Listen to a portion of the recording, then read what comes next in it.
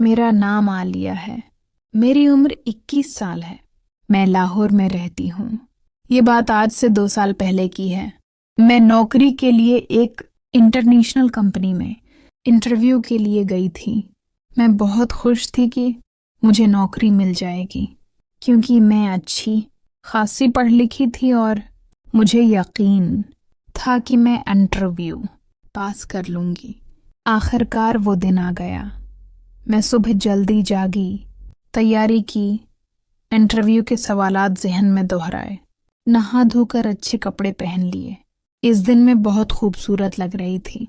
मैंने स्याह रंग का लिबास पहना हुआ था जिसमें मैं बहुत जुची लग रही थी। मेरी एक दोस्त इसी कंपनी में काम करती थी।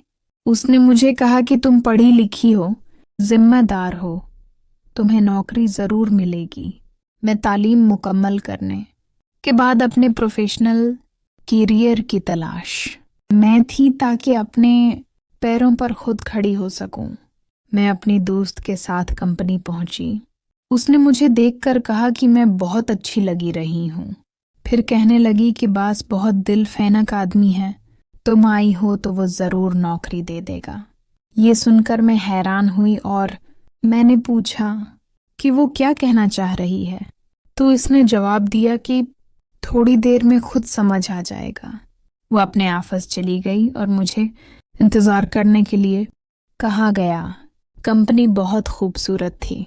मुझे एक सोफे पर बैठाया गया और कहा गया कि जैसे ही बास आएंगे मुझे बुलाया जाएगा।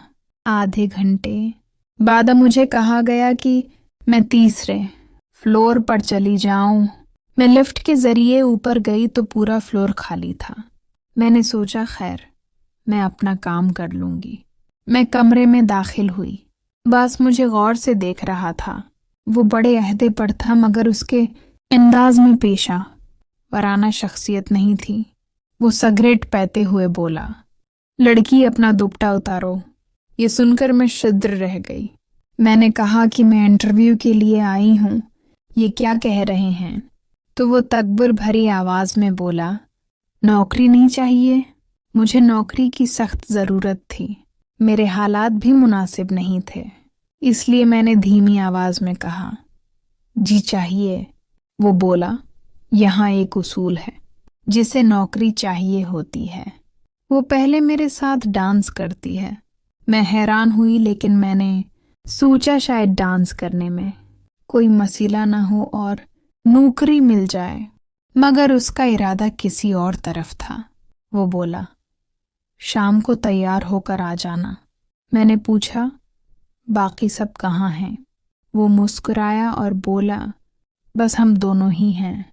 मैंने परेशानी से पूछा, क्या मतलब? तो वो बोला, थोड़ी देर में समझ आ जाएगा।